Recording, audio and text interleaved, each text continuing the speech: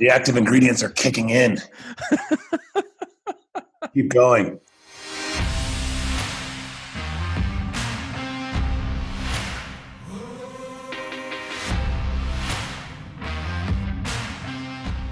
Hello, ladies and gentlemen, and welcome to the Live Your Mission Show, brought to you by Mission Meets, where our guests share their most actionable advice so that you can live a more mission-centered life. I am your host, Peter Alwitt, and today we are joined by Brogan from November Project. But before we get to that, here's what's going on over at Mission Meets headquarters. Okay, real quick, if you're listening to this on the day of the release, it's real close to a holiday called Cinco De Mayo. And we're going to be running some really fun promotions, some specials on some themed products, some products that will suit that holiday. And so the only way you're going to find out about it is if you're on one of two places, our email list or our subscriber list on SMS. So if you want to subscribe, just text MEET to 69551. You can get on the text list, or just go to missionmeets.co. Hit the bottom, hit the footer, as they say, the bottom of the website, and click the sign up today on the newsletter, and you can be on that list to be notified of some fun specials we're running for the upcoming holiday, Cinco de Mayo. Although it won't be the same, will it? It won't be the same as the typical Cinco de Mayo in Corona land, but we're going to make the best of it, right? So, all right, now back to the show. All right, now on for our guest, Brogan, from one of the co-founders from November Project, and this is a free fitness event that is happening in 52, what are they at? 52 locations worldwide. I think they're in 9 countries, and this dude is freaking hilarious. For me, the biggest takeaway is a quote from partway through the episode where he says that his tip to the audience is to meet new people, try new things. And so this dude's running, this organization where people are running. They're getting together at 6:30 in the morning most times, and all of these different cities, and it doesn't cost anything. And the idea is that you're getting your body moving, and you're building community, right? And so you're improving yourself, but you're also you're building community in your area. And I love this idea because more so than ever, maybe in the history of the world, I don't know, maybe that's too dramatic, we really need to get our bodies moving, and we need to build community, man. We need to spend time around other people, meeting them, getting to know them. I don't know how many of us don't even know the people that live on our street. I know plenty of folks that have lived on the street for years and years, and they don't even know the names of the people that are next door to them, that are living next door to them, that are living their lives next door. And so I urge you to listen to what he says.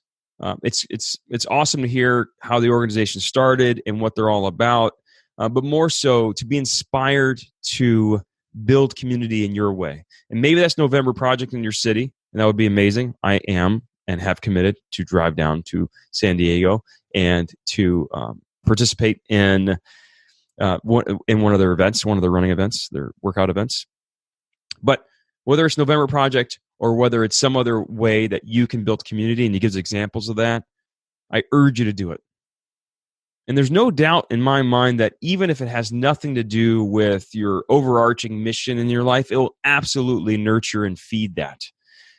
There are these other aspects of our, of our lives that we just don't nurture enough. And whether that's building community, deep friendships, breaking bread with people, helping another person out, especially if they don't even know that you did it, like their trash cans spilled over in the street and you cleaned it up and you never even said anything, or you pull their trash cans inside. You're not even looking for that. It's more so a way to just build community and to work that muscle. He talks about his coffee routine as a small example as well. And so listen for these things and his favorite quote and stuff. This was a really, really fun episode. Watch how he handles the Reaper and what it does to him. So without any further ado, I bring to you my extremely fun conversation with Brogan. Thank you.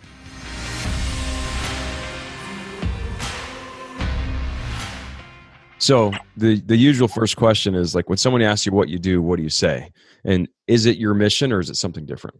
Like your job, it's a lot of emails, Mm-hmm. it's a lot of text messages, a lot of communication on Slack. It's a lot of event planning. It's a lot of stuff that falls far outside of the workouts that we were hosting back in Boston. Sure.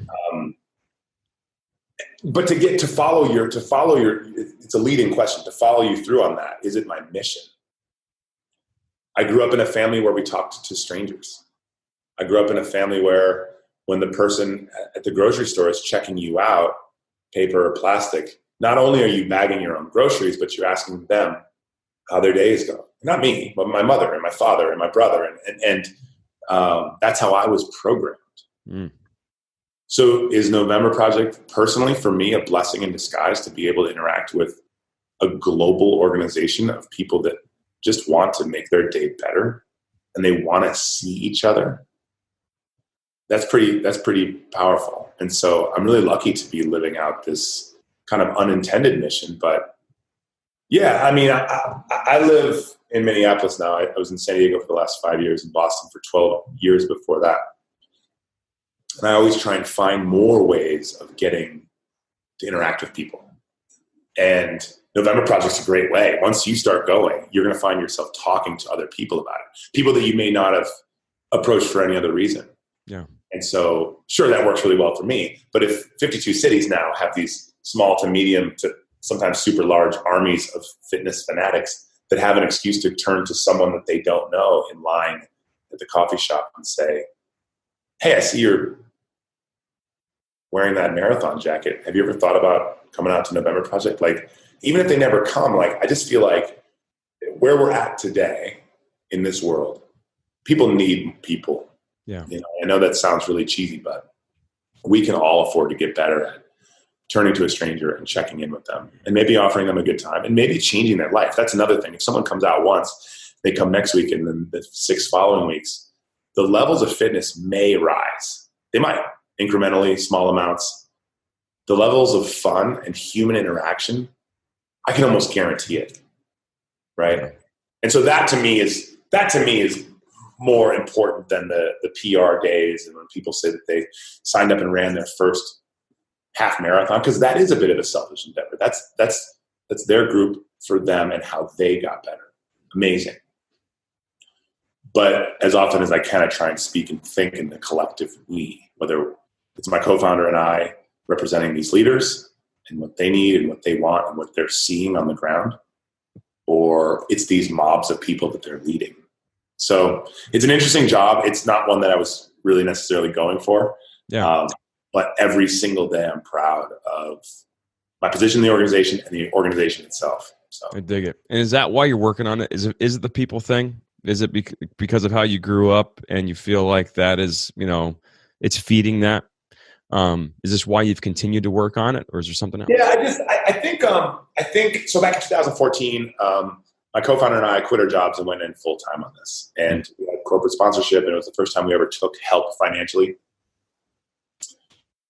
So for 3 years, you guys did it for free. Yeah, like straight up. Yeah, we called it our 5 to 9. And I love that. It was super fun, and it was fiery, and it was creative, but it was draining. You know? Yeah. My buddy was married throughout this entire experiment, and I was married in 2014. So it was always this idea of like, is this something?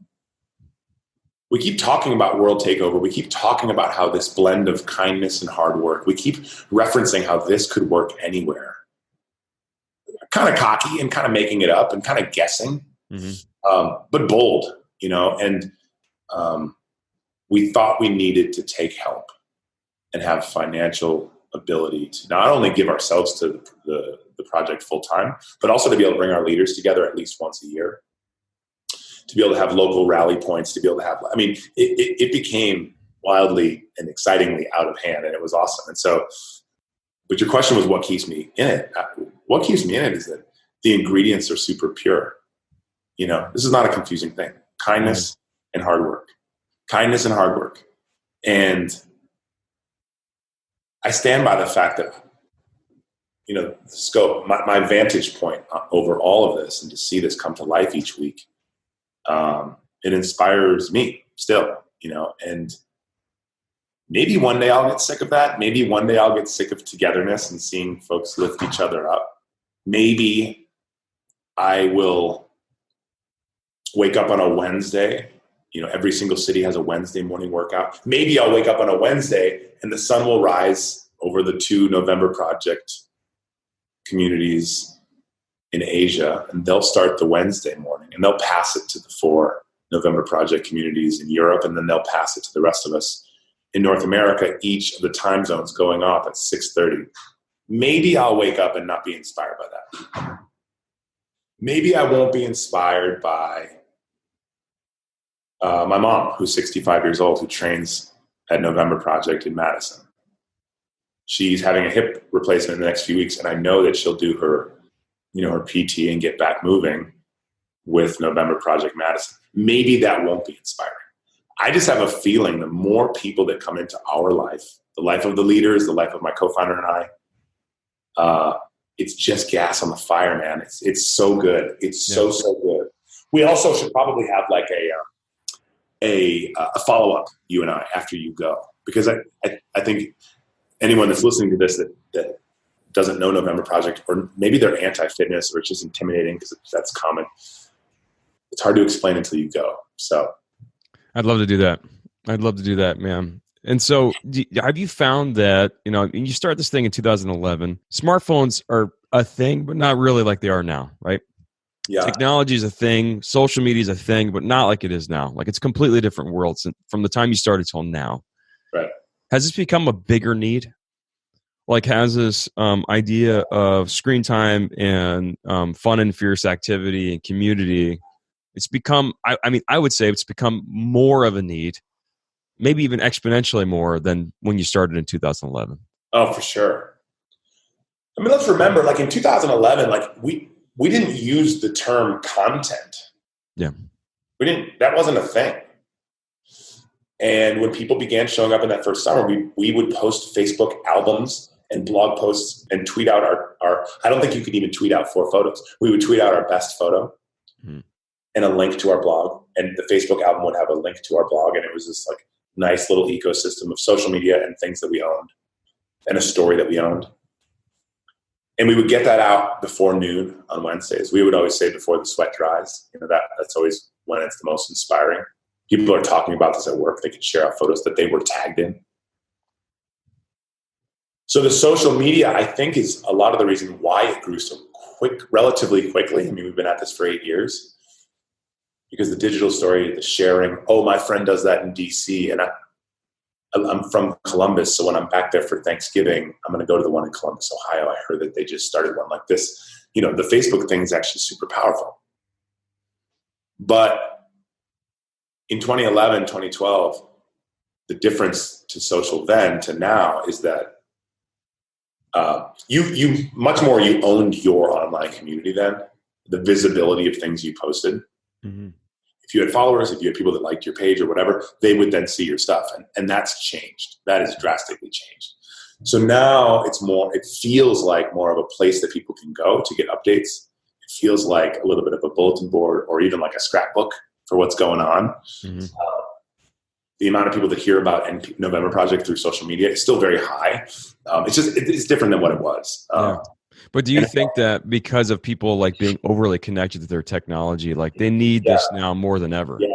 Yeah. I joke that like the training for how humans should interact and the way that we could approach people that we're interested in, I think that's going to become like a real thing. Remember that Will Smith movie called Hitch? Mm-hmm. Like, I think that's going to be a real thing in the generations to come, not just for dating, but like for everything. And technology, people are very colorful and passionate and hardcore and angry behind the keyboard of their smartphone, right? Yeah. And then you say what's up, and it's very alarming.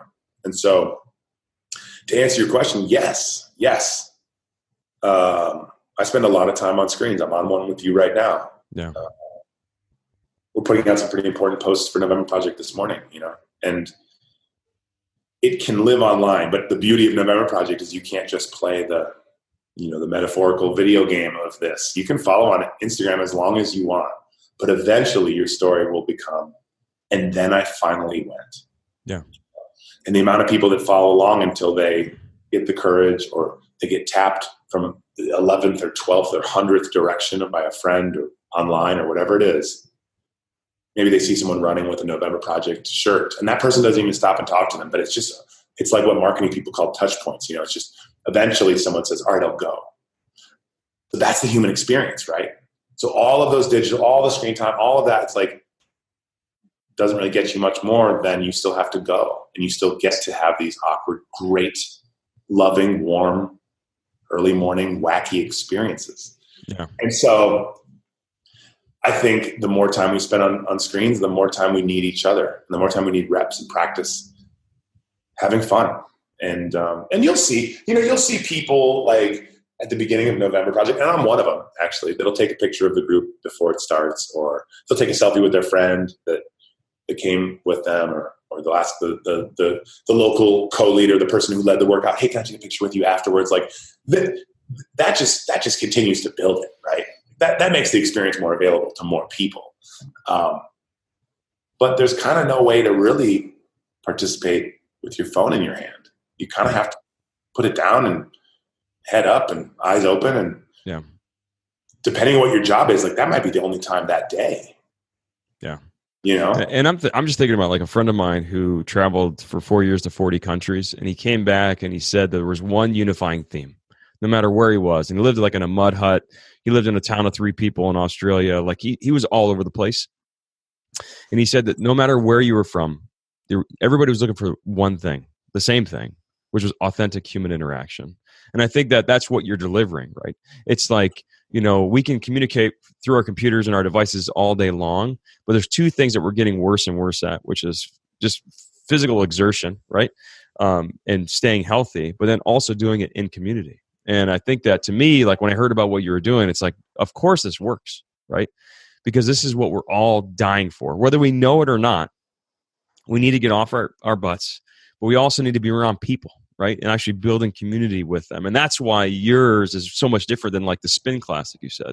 Spin class is just like it's like a check mark on your to-do list. Like you go, you do it, you don't really like it, you don't talk to anybody, you leave, right? For some people. Sure. Whereas yours is it's truly an experience, and it's truly diverse, and you're actually building community. And I love that you can say, oh, I'm traveling to Columbus, I'm gonna pop in there. Yeah. Like you're building like almost like a fraternity, right? It's like, oh, well, we just have like a common language, and we all start at the same time, and I kind of know to expect that I don't know what to expect. Yeah. Fraternity, I'll pass on that. I will. I'll take the compliment. We like the Fight Club thing better than fraternity. Sure. Yeah. I mean, first of all, thank you. My role has changed into a bit of a spokesperson, taking this call with you. I feel like I come into a room like this and I represent the leaders and the members to decide what stories we use, decide what language we use. Like there's some pressure, but it's healthy pressure. It's really good. And I think this conversation that we're having could be a link that someone shares with their friend and be their 10th, 12th, 20th touch point to get them to show up at November Project Austin, at November Project in Reykjavik, Iceland, in London, in Orlando, whatever it is. And so I take that piece really seriously. I think, this real authentic human interaction, I think that's what you said. Mm-hmm. It's okay if we're bad at it. I'm not going to turn back the clock and be like, well, in the 80s, everyone was really charismatic and social with strangers. Like, I don't believe in that either. But it's an ongoing skill. It's a muscle. It's something that you can never be done with. Yeah. And it doesn't have to be the traditional way. Like, it doesn't have to be my style. My style is to step onto an airplane, and when I get right past first class and I'm with coach, I say, wow, this is a good-looking group of people. What's up? Fun? We having fun? That's who I am. So there's a subdued, more chill way to be out there and be interacting. But I challenge anyone that's listening to this and folks that I run into is like, what are you doing? What are you doing that you're a part of? And this goes back to the very beginning of the call where it's like, I don't think you said advice, but maybe something that I could share, which is a little bit of a push, would be going back to the story. Like there's a self, and then there's a togetherness piece. And so for the self, to those two guys in Boston, I would say, what are you doing that's making yourself better, where you can see growth, where you can take on a challenge, even one that you fail. I want to quit smoking. Only made it 11 days. Well, do you give up or do you keep trying? And the personal challenges. And that's what November Project was, as a 1 month bet in November 2011. Great. Okay, turn the page. What are you a part of? And this is where I get pretty serious. Like, what are you actively helping build? From the front row, following some other leadership, from the very back row as the new person to join something, or anywhere in the middle. Maybe you're standing in front of something. And I don't care if it's like some momentous, like grand international movement. It can be a bowling league. You can be mowing your neighbor's lawn and connecting with the neighbors around you because Hilda Jane is in her late 90s and you've decided to talk to all the neighbors for her so that her lawn is mowed every week. Like that can be something that you do. And the world never needs to see about it. But what are you a part of? And if the answer is something awesome and epic, great. I challenge you to make it better. What is that? Frequency and participation, creativity and changing the norm, getting more people to do more things, getting more people to consider doing this in other places. And so that's one way. And if the answer is not much, I would ask people to look at their values and see what kind of world they want to be in and what they're lacking. It's okay to be a hermit. Not everyone has to go out and interact, but I personally live a richer life because it involves so many good people so often, Yeah. And why do you think that people are either doing this poorly or not enough? I mean, is it like that we're overscheduled and we feel like we don't have the time? Like, I don't have time to put together a lawn mowing club to mow the neighbor's lawn. Like, I don't have time for that. I can't even mow my own lawn. Or the fact that we're becoming more one-dimensional and like we're all about our profession and that's what we do and that's the only thing we're focused on. I remember my mom asking me a long time ago, she's like, what do you like to do for fun? I'm like, business. She's like, no, what do you like to do outside of business? I'm like, business. Like, that's all I got, And I do love it. Like, it's part of who I am, but you can't be that like just one-dimensional person. Like you say, I think you're not going to live as rich a life as you can. You're not going to build the community you build. And sometimes if you're doing things that don't have to do with money, they don't have to do with profession, they're just about community, they're just about helping out, they're building something bigger. It just there's something else that it adds to your life.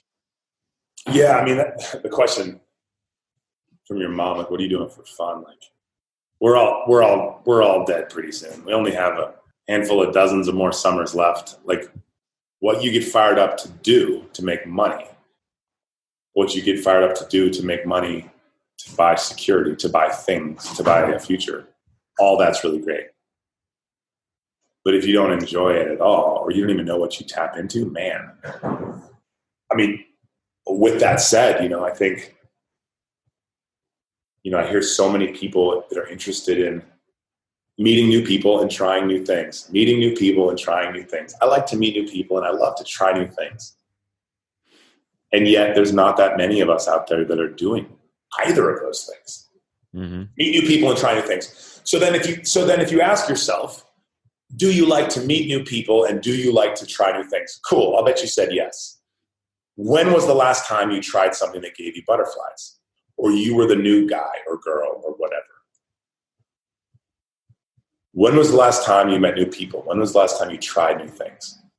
And I'm just telling you, if you up the frequency on that stuff, you're going to have a more colorful, interesting, awkward, wonky, wacky life. You will. And so if we're living just out a handful of these summers and we all have an expiration date, like, what are we doing here? I'm not a huge Joe Rogan fan, but I've listened to him from time to time. And he's just like, dude, we're here for 100 years. Like, if you're going to be a shithead, like, you're wasting your time and everyone else's. Like, that's a bummer. Go waste your own time, but don't be so loud about it. And so if you flip that on the positive, like, let's go glasses half full with that. I would say, if you're 20 or 30 or 40, like, you better get busy making some stuff magical in your neighborhood, on your block, in your building, in your county, inside your family. The people that you wish you saw more, reach out to them today.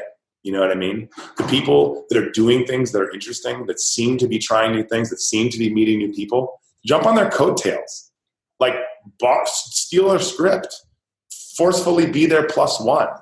Like that's the type of attitude, because we're just running out of time. Like there's a bit of a hinge that happens where you start going to less weddings and you start going to more funerals. And I know that sounds dark, but like rather than making it super sad, like let's use it as an engine. You know what I mean? Yes. And so, I mean, look, like I'm still not a morning person. And I still don't necessarily love running up a hill, or I love doing burpees. But I should say, and even though I am one of the characters in this entire November Project story, I still have a few mornings per year where I'm just like, oh, it's way too cold and dark to go meet up at Gold Medal Park here in Minneapolis. And I never regret being there. Yeah. Not one time. And so meet new people and try new things. Like boil down the advice. It's not complicated. There's just no more simple way to say it. And there's different ways of advice and different things. But yeah. And November Project. Don't go to November Project. I don't care. Just do something that's thrilling and different and unique and gives more color to your life. Yeah. No, I love it, man, because it's a great way to summarize and set a goal. Just like, I'm going to meet new people, try new things. I'm going to do once a week. I'm going to do something, right? Totally. Or even just once a month. I'm going to do something uncomfortable once a month. Or I'm going to go to like some mixer or some place that I didn't want to go to and be the only person in the room that doesn't know anybody. And I'm going to figure it out, right? One of the things I'm really proud of is that once a week I buy a stranger a cup of coffee. This is not to brag. And actually, if you want to steal this page out of my book, it's cool.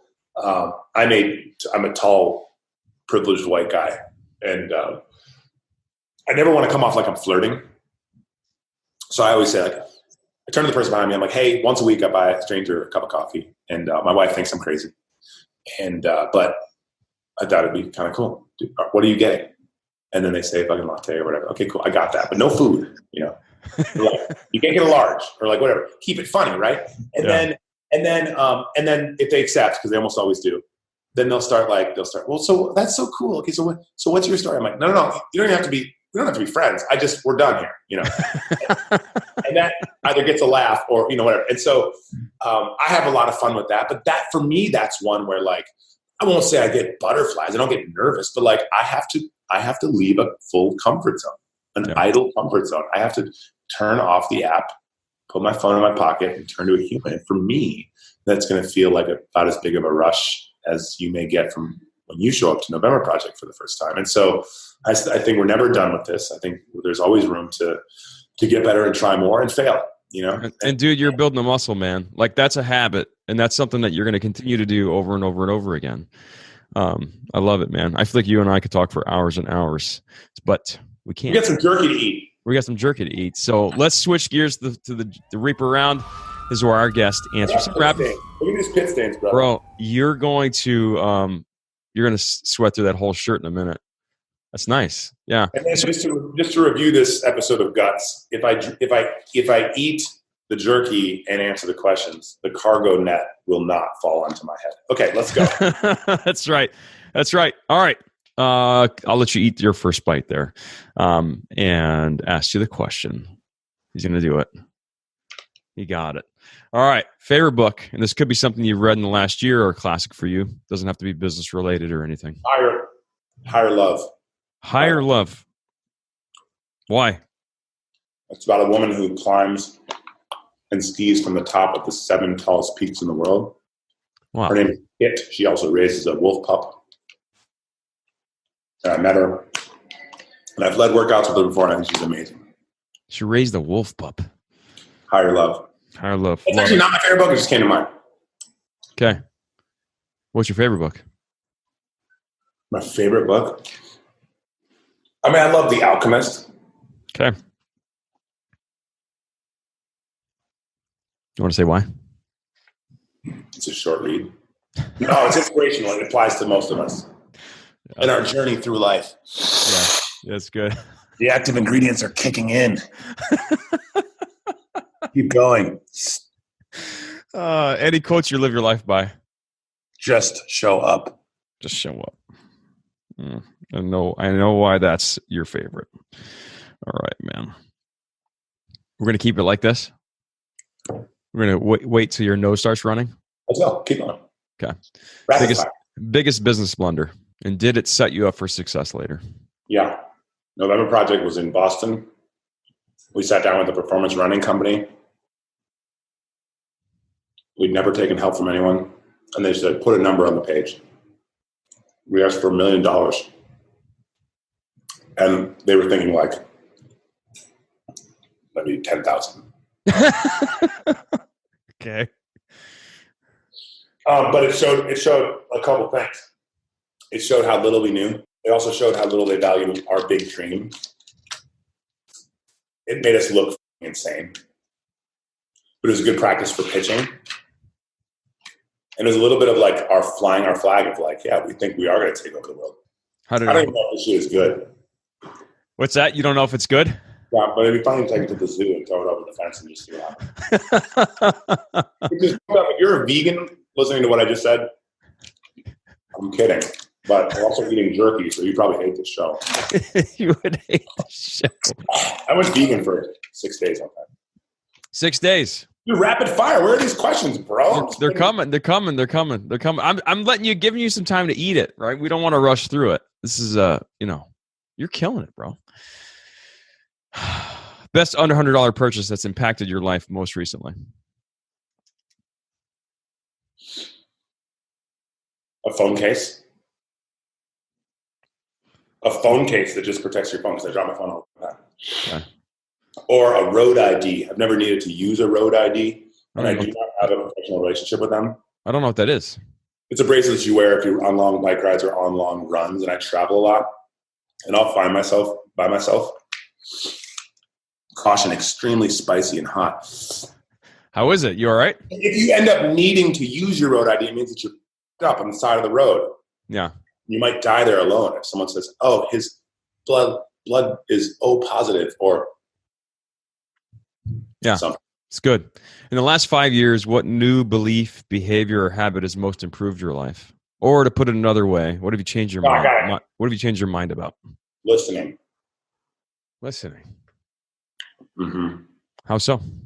I thought I was listening. I thought I could collaborate, but a lot of the work that I've had to put in for my job, working with leaders and conflict and disagreements and how to make everyone at the table feel heard, not divisive, but like really. Listening is like a freaking lost art, and it's not as easy as everyone thinks. Another Fight Club line is that most people are just waiting for their turn to speak. Love it. I get it. It's hot. Keep going. What's something a regular follower of your work wouldn't know about you?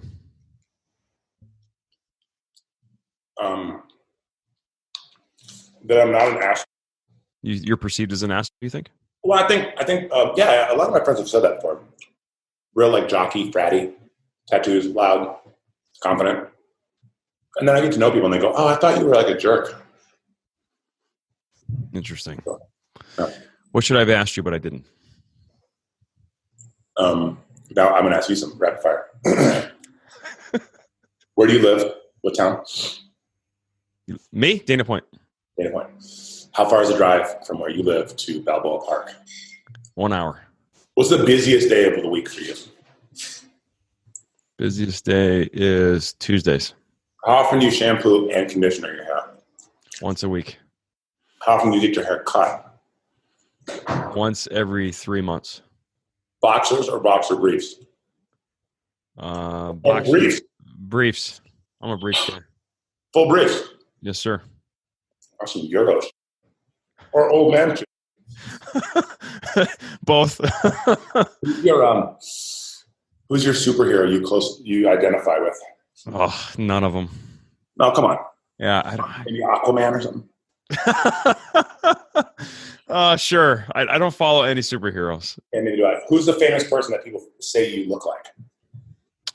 Somebody stopped me and said I look like the Egyptian soccer player, and I thought it was cool, and then I looked him up and I thought that guy doesn't look that great. Isn't that bad when people do that? Yeah. You know who you look like, and you're like, I hope it's someone awesome, and it's not. He's awesome, but he doesn't look that good. And I'm like, oh, great. This is going to be a little bit sexist against men, but you can do that with men. Never do that with women.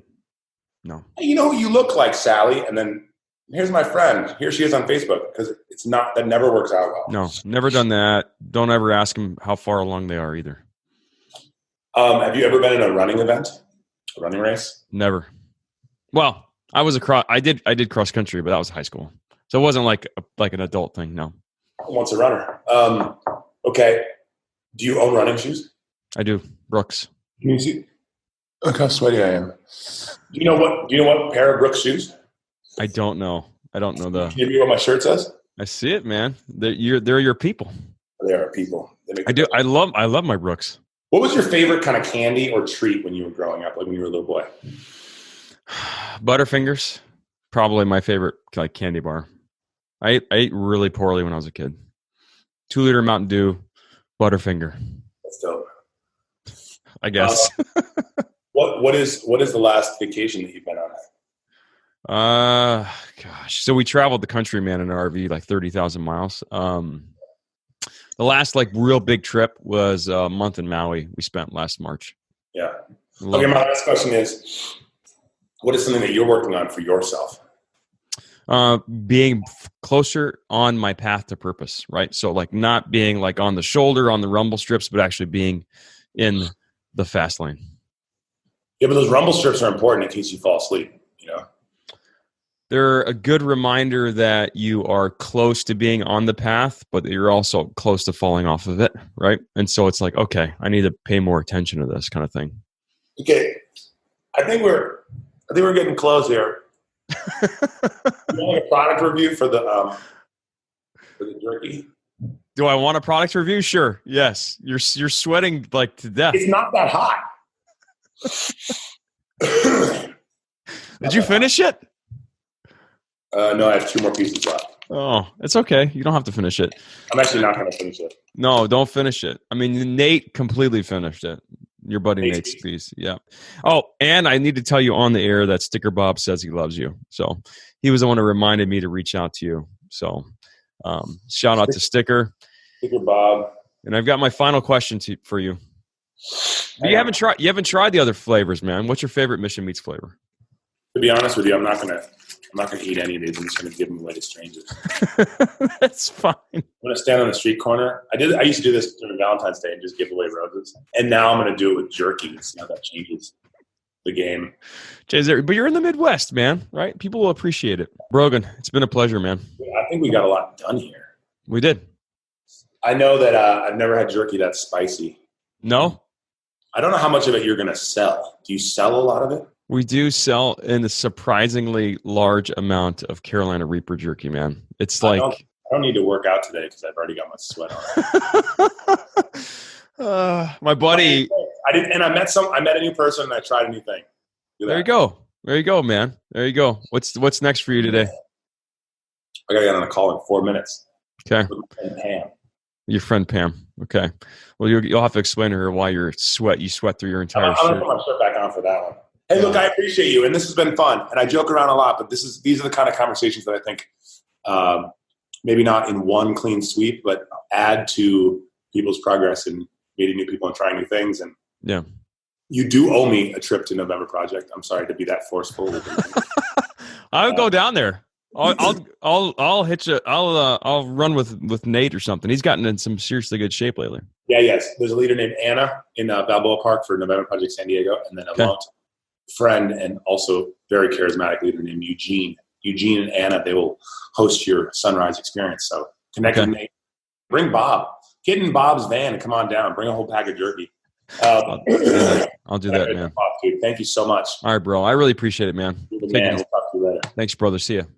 Thanks so much for tuning in. It means so much to me and the entire Mission Meats team. Now, I know every show you watch asks you to do something, right? Asks you to subscribe, leave a review, share the show, all the stuff, right? But it's because it's the best way for us to grow our show. So, what do you say?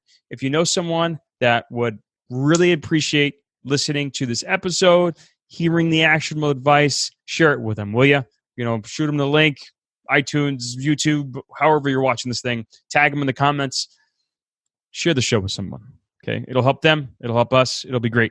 Okay, we're putting this content out so that viewers and listeners like you have gotten some benefit out of it, right? And so if there's something else that you want to hear about, either about from a person or a topic, shoot me an email, peter@missionmeets.co. That's peter@missionmeets.co. And I'll read those emails and see if I can get that person on the show or an expert in that topic that you want to hear about so desperately, right? Last thing, you watch this guest try or not try to eat the Reaper. If you want to try to eat the Reaper, right? We've got a challenge going on social media right now, specifically on Instagram, but you can do it on Facebook too. Record yourself eating that bag, tag it with Mission Reaper, tag us also, right? And for a chance to win $100 of free, delicious Mission Meats product for the most hilarious or creative video. So if you want to do that, grab a bag. All right. Now get out there and live your mission. Thanks so much.